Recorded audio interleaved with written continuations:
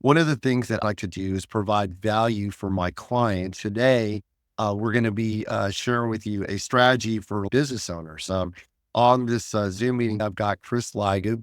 Chris has worked with a number of business owners, and he shared with me an idea where you can provide some extra benefits for those businesses that took in PPP money. It can really add a lot of value to a company's bottom line. And so with that, I wanted to introduce Chris. I've known Chris for, gosh, what, 10 years or so. If you don't mind, just tell me a little bit about your background, how you work with a lot of business owners, how you're helping my business owner clients.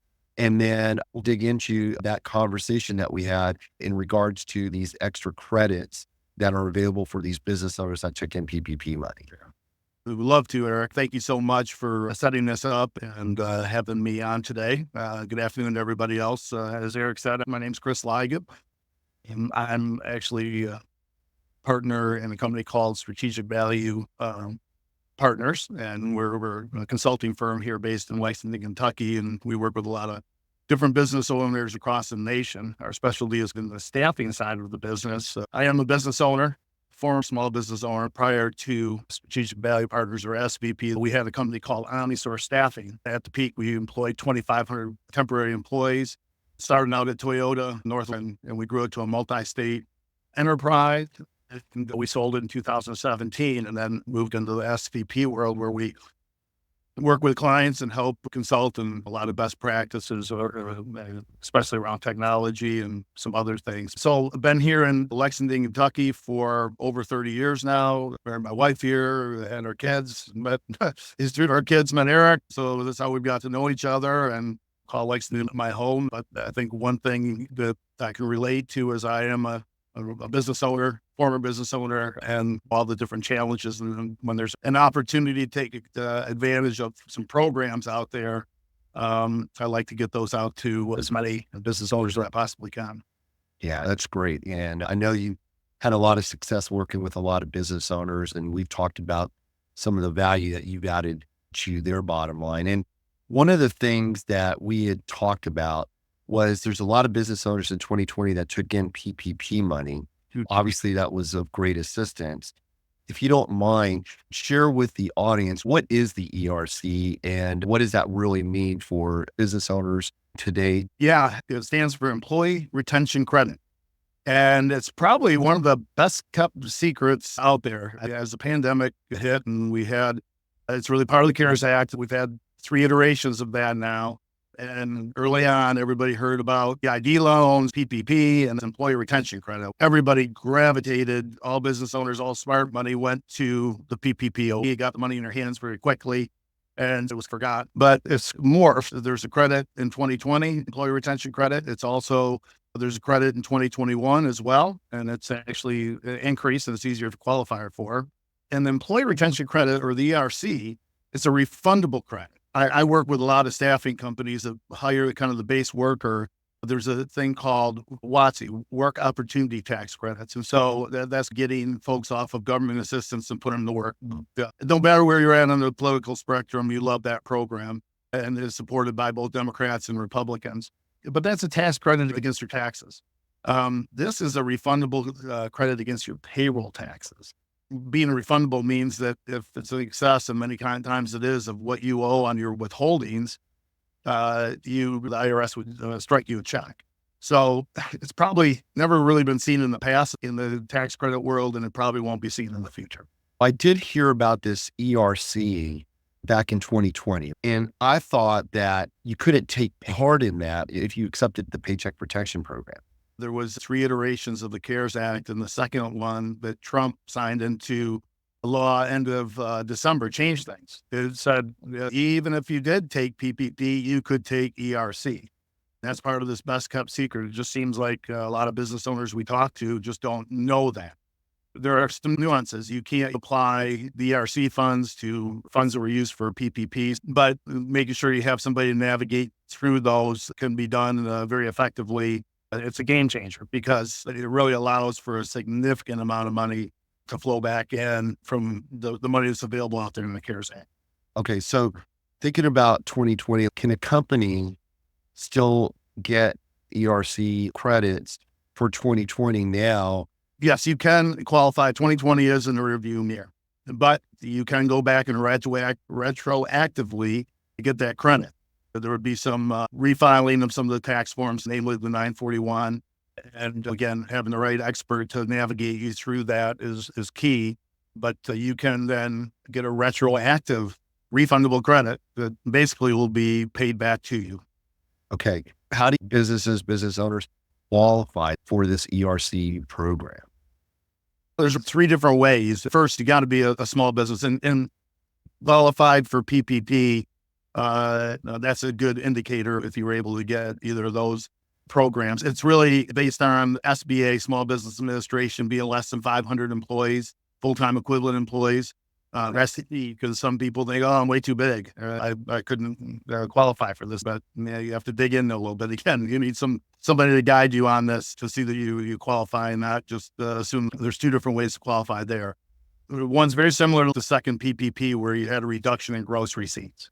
And it's really based on PPP versus 2019 on a quarter-to-quarter basis, doing a review and looking at the subsequent quarter in 2020. There's 2 different criteria. For 2020, you had to have a 50% reduction in your gross receipts. That's pretty big. And not a lot of companies had that.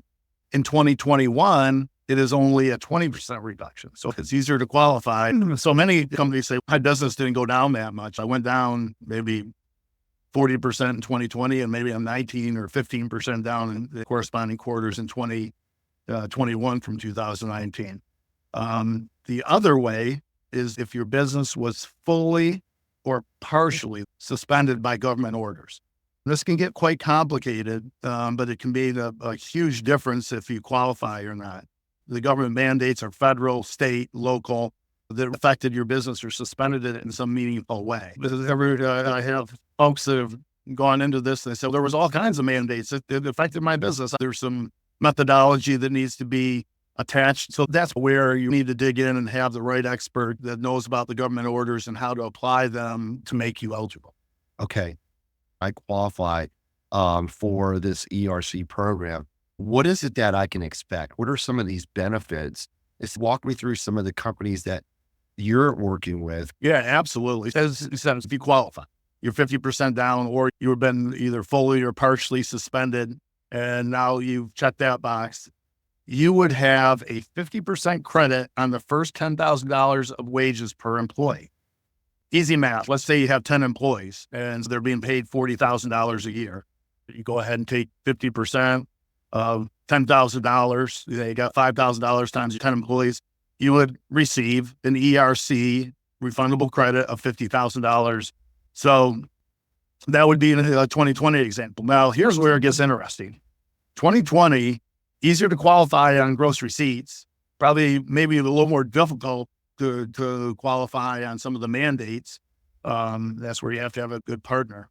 It is much more lucrative, though. It's a 70% credit on the first $10,000 of wages per quarter. So 2020, we were looking at the full year.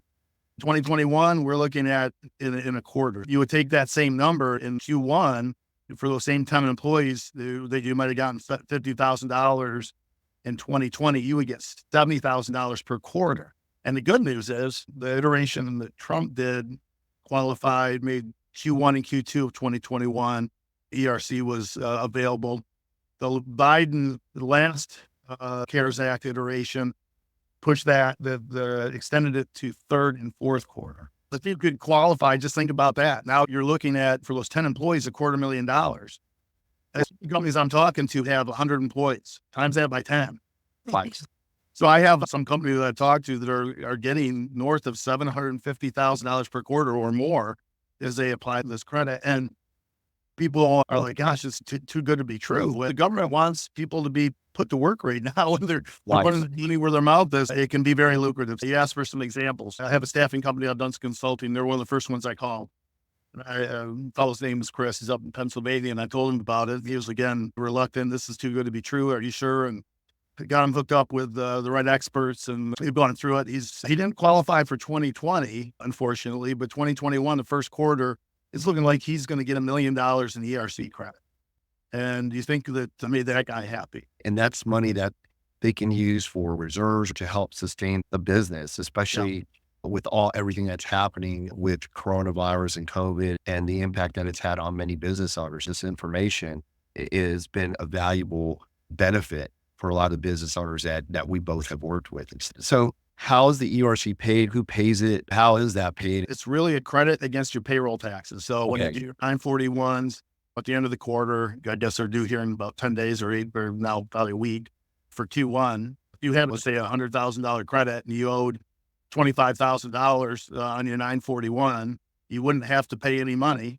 You would have a credit that would exceed what you have to pay. And then it would be how about this? Instead of you striking a check to the IRS for taxes, they're striking one back to you. So it comes from the IRS. Great. When I'm talking to some of the business owners, they say, my CPA can handle this, set this all up.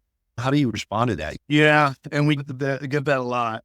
My CPAs, they're a trusted advisor, and I'd probably be the first place I would go as well, and he should. They definitely know about the program. What we find, though, is that there's a lot of times we've seen where CPAs, they're just learning about it. Of course, right now it's tax season. There's a lot to learn. There's a lot of nuances in this that can get pretty complicated, and it is going to be a very heavily audited program. And you can imagine if there's $1 million being paid out per quarter, there's a lot from the line here. That's where the CPA should be part of it. But we've seen the times when CPAs have gotten involved. So yeah, everybody.